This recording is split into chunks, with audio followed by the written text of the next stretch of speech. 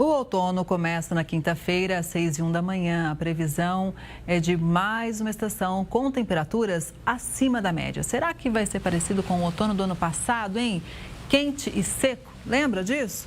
Bom, para falar sobre esse assunto, a gente faz conexão com o advogado e especialista em políticas públicas e mudanças do clima, o Marcelo Rodante. Boa tarde, Marcelo. Seja muito bem-vindo ao Conexão Record News.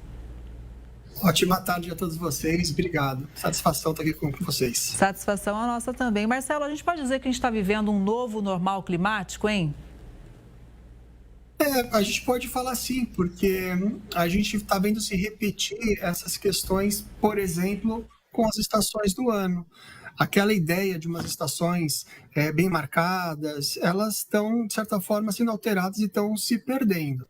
Então, você tem, às vezes, ali um verão que ele é mais quente, com mais pontos de calor, com chuvas muito mais fortes, inundações maiores. E agora que a gente está entrando no outono, como você bem anunciou, a gente deveria esperar uma temperatura mais amena, essa transição ali do verão para o inverno. E o que a gente está vendo, que as pesquisas, os estudiosos, eles indicam é que a gente vai repetir uma estação acima do esperado, o que altera a questão do plantio, altera a questão de moda, questão da produção de alimentos. Se fica mais quente, você consome mais energia, mais ar-condicionado, enfim, existe uma alteração no cotidiano das pessoas. E isso vem decorrendo justamente dessas alterações que o clima vem sofrendo. Inclusive, ontem teve o dia, né, de conscientização sobre as mudanças climáticas, né? É importante que a gente pare, analise, mas também que todo mundo tome alguma ação, não é? Porque veja os impactos aí, acabamos de mostrar em relação ao campo, por exemplo, o prejuízo. Você citou bem a questão das modas. Eu fico pensando, né, o lojista que vende sapato, ele vai pensar, vou comprar bota, não vou comprar bota? Loja de roupa, compra o casaco de inverno pesado. Ou seja, todo mundo fica perdido no meio de tanta mudança, né? Sim, esse é o impacto direto que as pessoas elas sentem no cotidiano delas, no dia a dia. Mas lembrando que esse tema do aquecimento global e que foi marcado, né, por um dia, que foi o dia 16 de março, por uma lei de 2011, não sei se os nossos ouvintes vão se lembrar, mas que em 2011 aconteceu um acidente climático, uma extremidade climática muito severa no Rio de Janeiro, com mais de 900 mortes na região serrana. Então, em função desse extremo climático, foi marcado ali um dia, que é o Dia Nacional da Conscientização das Mudanças do Clima. E aí é uma data importante, justamente para a gente conversar, para a gente lembrar, é uma agenda para ser educacional, para trazer para as escolas esse assunto, continuar sempre movimentando muito essa questão que ela é tão importante, a preservação do planeta, os cuidados que nós temos que ter como civilização em relação às emissões que nós fazemos dos gases de efeito estufa. Isso vale para as nações, isso vale para os países, as cidades, os estados, as empresas. Todos nós estamos em volta disso, somos responsáveis por essa contribuição, e é um tema muito sensível e que precisa ser cuidado. E como você também bem disse, a gente precisa de ação, precisa levar isso para frente com mais implementações.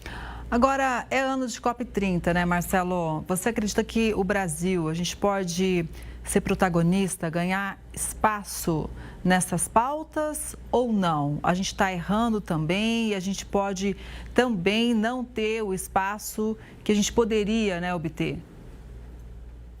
Olha, a COP30 realmente ela vai acontecer aqui no Brasil, lá em Belém do Pará. Ela é muito esperada por todas as nações.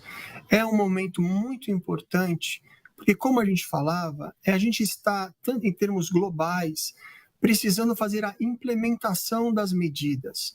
Então, nas outras COPs, já muito foi decidido e muito foi combinado, mas agora a gente precisa implementar. Quando a gente fala em COP, a gente está falando de algumas agendas que elas são muito importantes.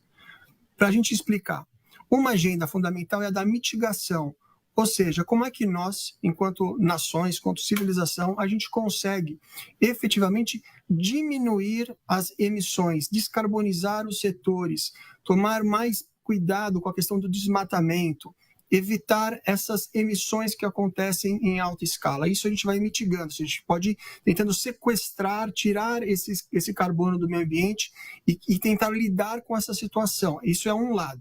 O outro, muito importante também, é o da adaptação, ou seja, como é que as nações, os estados, as cidades, elas vão lidar com os extremos climáticos que já acontecem. Como é que a gente adapta a nossa cidade para a questão das enchentes, como é que a gente melhora a infraestrutura, como é que a gente trabalha para lidar regionalmente com o que esses extremos climáticos trazem.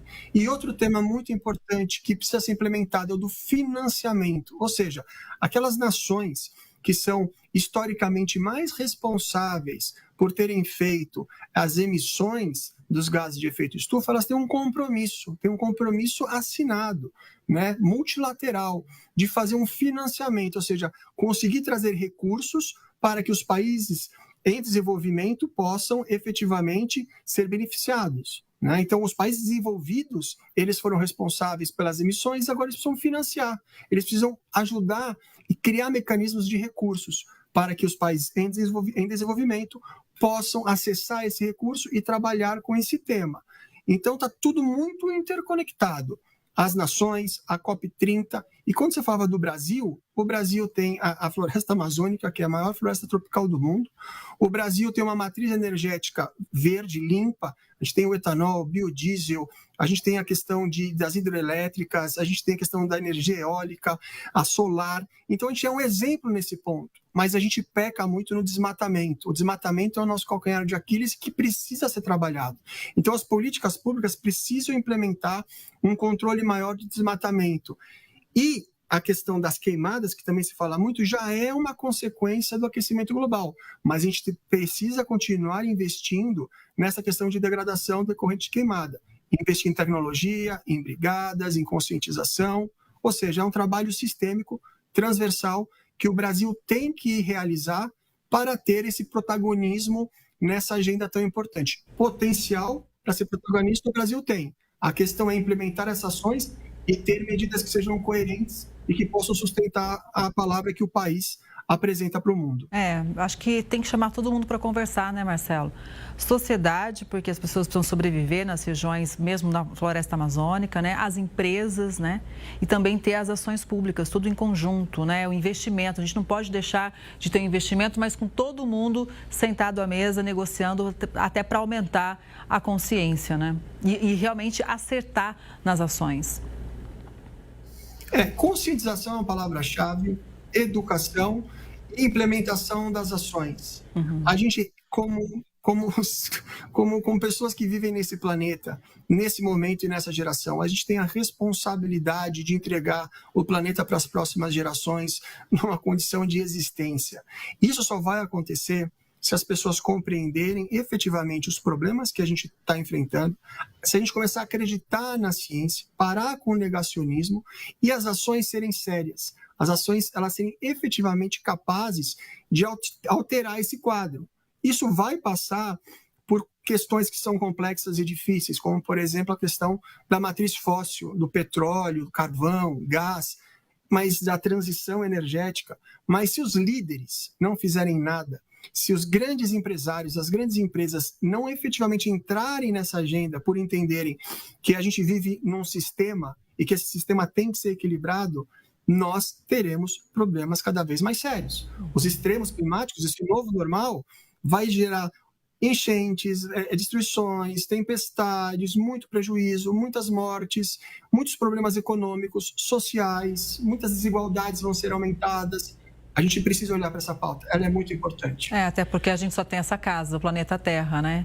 Então, quando é que a gente vai olhar para isso de fato? Está todo mundo embaixo do mesmo guarda-chuva. Muito obrigada, viu, Marcelo, pela análise. Uma boa tarde para você, até a próxima. Eu que agradeço, uma ótima tarde a todos. Boa tarde.